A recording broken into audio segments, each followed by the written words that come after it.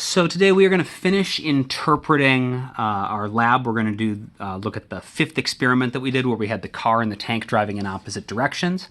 So if you are in AP Physics C, where we have that separate section to our notebook for our labs, you're going to take all the notes for this in the lab section of your notebook.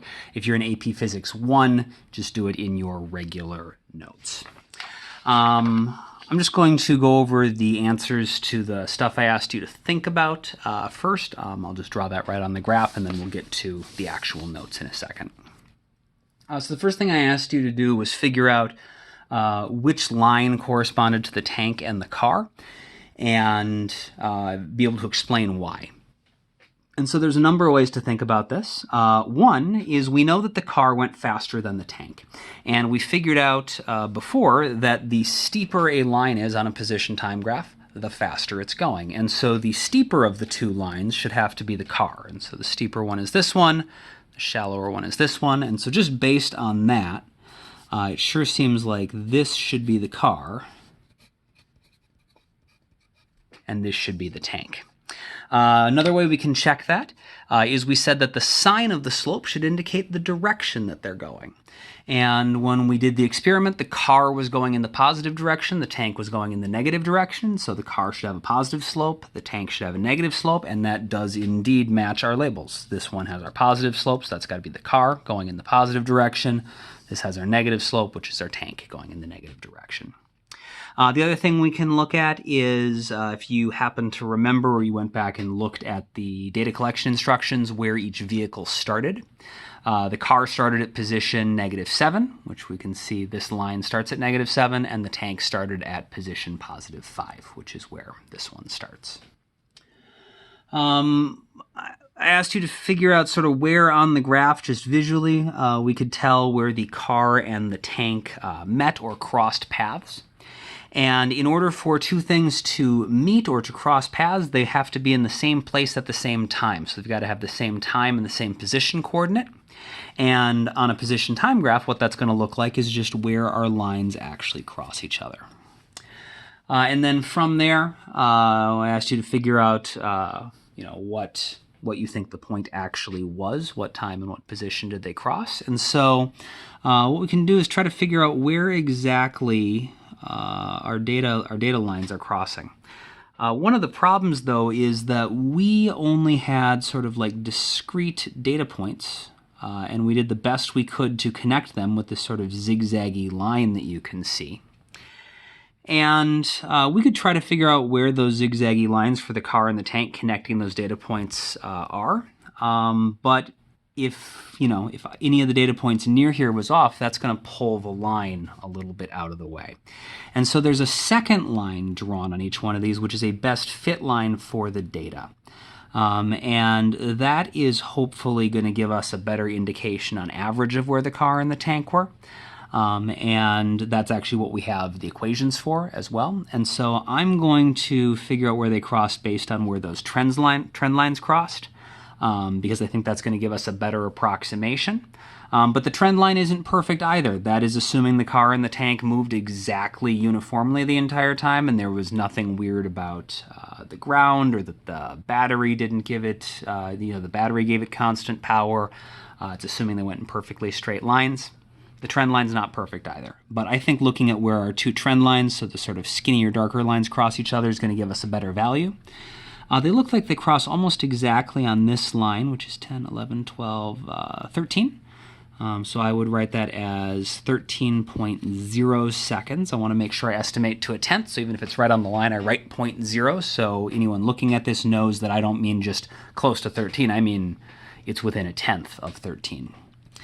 And it's a little bit above the +1 tile, not much, so I'm going to call that just 1.1.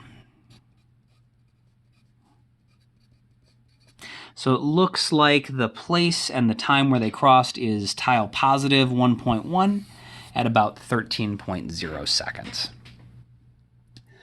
We're going to see if we can do better than that in a second using these actual computer-generated equations, these best fit line equations that we have. We're going to see if we can get a better value for this. But anything that we calculate should be close to what we were able to come up with just by looking at the graph. Finally, I asked you to figure out, without doing any calculations, just looking at what's available to you, what the velocity of the tank is.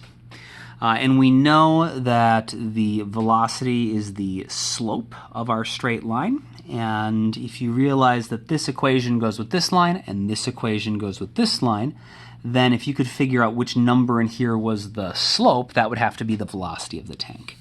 And so that should be our negative 0.03305. The velocity of the tank should be that one.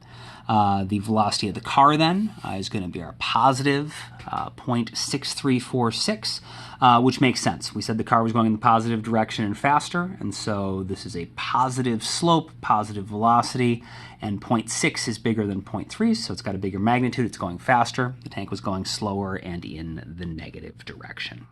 Okay, so what can we do with this?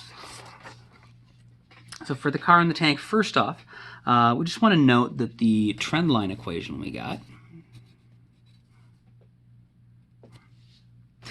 some of you might be wondering, by the way, what's with this r squared number? That's called a correlation coefficient. It just tells us how good of a fit the data is. In physics, because there are equations that explain how things move, we expect our correlation coefficients to always be very, very close to 1.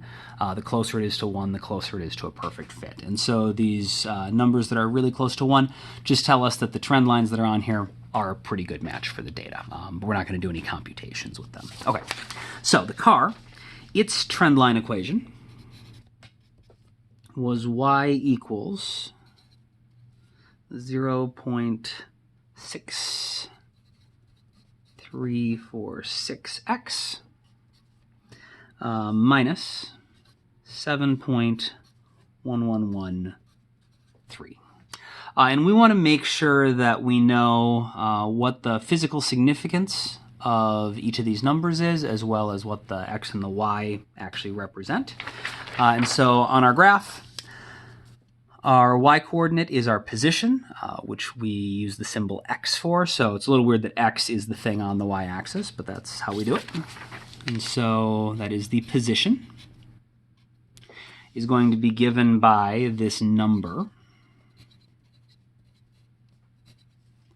Our x-coordinate is time, t, minus 7.1113. And so this is the slope. Our slope was 0.6346, which we said is the velocity. And so I'm just going to make a little note that that's my velocity. And we said yesterday that the y-intercept is the initial position. And we can verify here that that really makes sense. We know that our car started at tile -7, which you'll notice is really close to this. And when we look at our graph, one of the things that we use to figure out if it was the car is that the car is the thing that started at -7. We can see that line comes down to about -7, which is why we have a y-intercept of -7. So that's where the car started. Some of you might be wondering why it's not exactly -7. Remember, the trend line's not perfect. The trend line is the best average fit for the data, assuming the car moved perfectly uniformly. And the place where the car is actually going to, we would expect the car to, the actual place the car was to miss the trend line, is at the very beginning, the car had to speed up. We looked the other day at how the very, very beginning of our line actually isn't in line. These first two data points aren't in line with the rest of them because the car was going a little bit slower on average. And so this trend line is the best average fit for everything, but because the first part of the graph isn't straight, we're going to miss that first data point by a little bit. So that's why we got negative 7.113 as our estimated initial position. But it's still clearly, obviously, actually the initial position. So now we have a physical interpretation for everything. We can do the same thing for the tank. For the tank, it was y equals negative 0.3005 x plus 5.0229. And so same thing, position of the tank is equal to negative 0.3005 times the time plus 5.0229, and we can clearly indicate that this positive 5.0229, that's the initial position of the tank, and this negative 0.3005, that is the velocity of the tank. And that should make sense as well. We said the tank started at position positive 5. That matches our trendline equation pretty well. And so these both seem to be doing what we would expect. When we're trying to lay out and organize all of our information, we want to make sure it's really clear what all the symbols represent. And so if we're going to use V for velocity, the problem is we have two velocities and they're not the same. And so anytime we start to have redundant symbols, we're going to add a subscript to them to keep track of what is what. So this is going to be all car stuff. So I'm going to add a little c. So the position of the car is equal to the velocity of the car times the time that we were measuring for where the car is, minus the initial position of the car, or plus the initial position of the car, which is minus 7. And then this will be the tank. So the position of the tank is equal to the velocity of the tank times the time for the tank plus the initial position of the tank. And what we want to figure out mathematically is when and where do the car and the tank meet. And so when we were looking at our graph, we said that we can tell where they meet, where they're going to cross each other by figuring out where they're in the same position at the same time. On our graph, it's where they cross. To write that out symbolically, using our math symbols here, we want their positions to be the same. So the position for the car has to be equal to the position for the tank, and the time that the car is there has to be equal to the time that the tank is there.